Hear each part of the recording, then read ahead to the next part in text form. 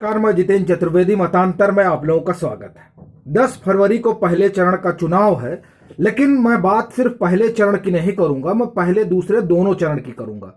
और जो रुझान आ रहे हैं वो रुझान साफ बता रहे हैं कि समाजवादी पार्टी और गठबंधन जो उनका है रालोद सपा, उसके लिए पश्चिम में अब कुछ बचा नहीं है। उसकी 2-3 जो है जो संकेत है मैं उस पर बात करूंगा। पहला संकेत आप ये देखिए कि किस तरीके से वहां पर जो भाजपा के समर्थन में या जो भाजपा के लोग अपना प्रचार करने जा रहे हैं उन्हें एक खास तरह के लोग रोक रहे हैं। बबीता फोगाट का मामला आपने सुना होगा। बबीता फोगाट भी जाट ही है, उन्हें क्यों रोका जा रहा है और जो लोग रोक रहे हैं उन लोगों से आप परिचित हैं, मैं उस पर नहीं जाऊंगा।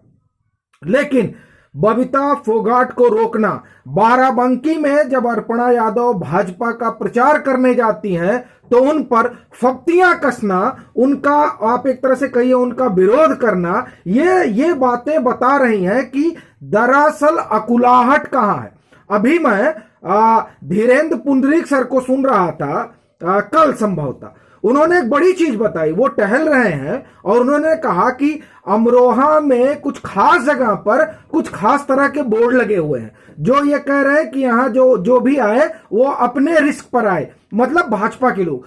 आप ये देखिए कि ये किस तरह की चीजें उभर कर सामने आ रही हैं। ये चीजें बता रही हैं कि वो जो खास नलके के समर्थक लोग हैं वो किस तरीके का व्यवहार कर रहे हैं। और जिन लोगों ने धीरेन्द्र पुंडरीक सर को सुना होगा वो ये बातें कह रहे थे कि दरअसल किस तरह के लोगों ने हमला किया। और ये जब आप हमला करते हैं, जब आप इस तरह का रिएक्शन करते हैं तो उससे साफ होता है कि आपकी जमीन खिसक रही है। ये पहली बात है, ये पहला संकेत है कि किस तरीके से सपा रालोद गठबंधन जमीन पर फेल होता दिख रहा है। दूसरा आप देखिए कि दरअसल जो ये पूरा आंदोलन चला था, किसान आंदोलन, ये किसान आंदोलन उसमें रालोद के कार्यकर्ता थे, उसमें समाजवादी पार्टी के कार्यकर्ता थे, उसमें तमाम राजनीतिक दलों के कार्यकर्ता थे।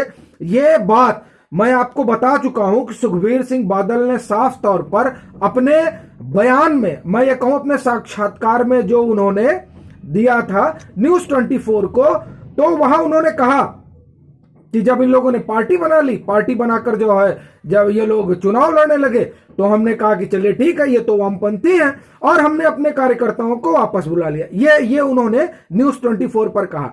और अगर आप जो उत्तर प्रदेश में ये जो किसान आंदोलन की बात की गई और ये बताया गया खेती किसानी की बात की गई, तो उसमें राकेश टिकैत को समर्थन देने रालोद के लोग गए। ये बात अब साफ हो गई है जब नरेश टिकैत के यहां सिसौली पहुंचते हैं जयंत चौधरी आशीर्वाद लेने।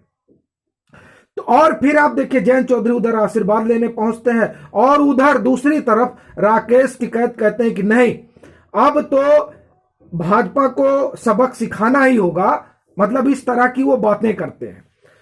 अब आप देखिए अब वो खुलकर आ गए हैं। खुलकर आने का मतलब ये हो गया कि उनको जो संभावना नजर आ रही थी वो संभावना अब खत्म हो गई है।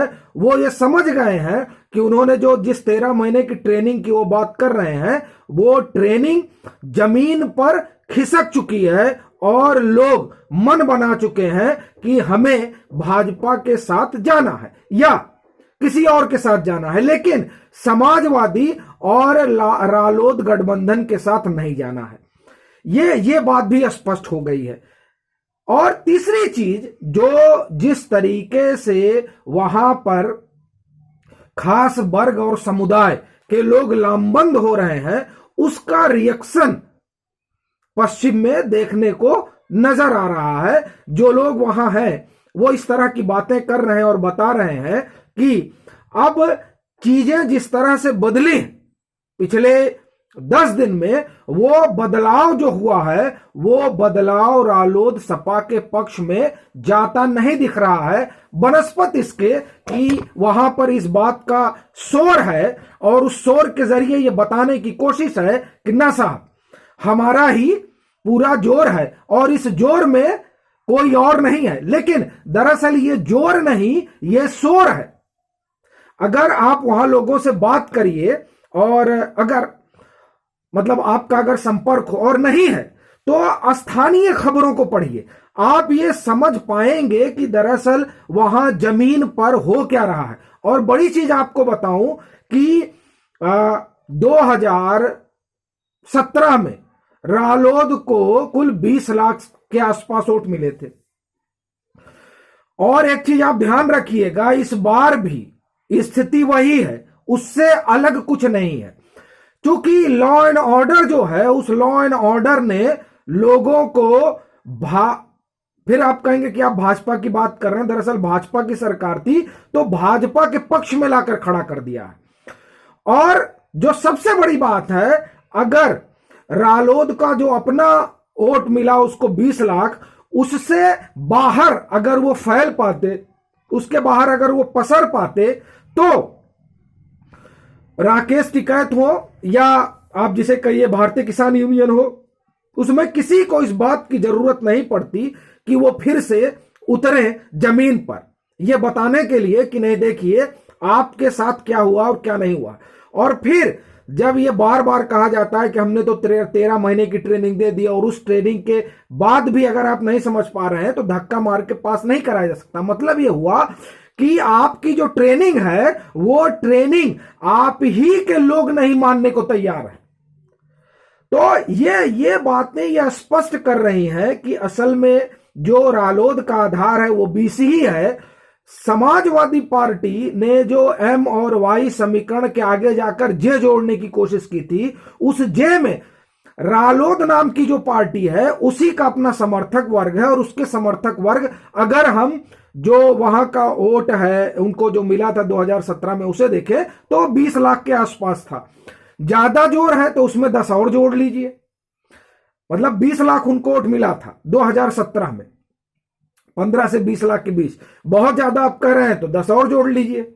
लेकिन उसके बाद तमाम लोग जमीन पर टहल रहे हैं और जो लोग जमीन पर टहल रहे हैं वो ये बात कह रहे हैं कि जो और बिरादरियां हैं वो तो लामबंद हुई है, उसमें वो जाट को लेकर भी यही बात कह रहे हैं।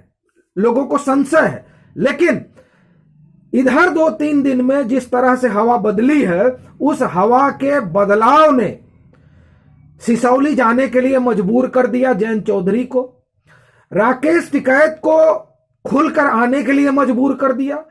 तो इससे यह साफ हो गया है कि ये जो पहला चरण हो या दूसरा चरण हो, इसमें सपा प्लस तो साफ है, बाकी किसकी हवा है, किसकी बयार है, ये आप खुद ब खुद समझ सकते हैं और जान सकते हैं कि आखिर में क्या वजह है कि जब कानून व्यवस्था की बात आती है तो लोग ठिठक कर कमल पर ठहर जाते हैं और साइकिल हो या अन्य लोग हो उनसे दूर भाग जाते हैं। लेकिन हम आप सिर्फ अनुमान बता सकते हैं, क्या होना है ये जनता के दिल में है और उसके दिल में जो है वो 10 मार्च को सबको पता चलेगा। लेकिन रुझानों की माने तो परिस्थितियां जो हैं वो यही दिखाई दे रही हैं कि ये जो गठबंधन बना और जिस गठबंधन को लेके एक बड़ा आप ये समझिए कि माहौल बनाया गया, वो गठबंधन जमीन पर उस तरीके से नहीं दिखता है। अभी के लिए फिलहाल इतना ही। अगर आप मतांतर से नहीं जुड़े हैं तो कृपया जुड़िए, वीडियो को लाइक कीजिए, शेयर कीजिए और अपने सुझाव जरूर साझा कीजिए।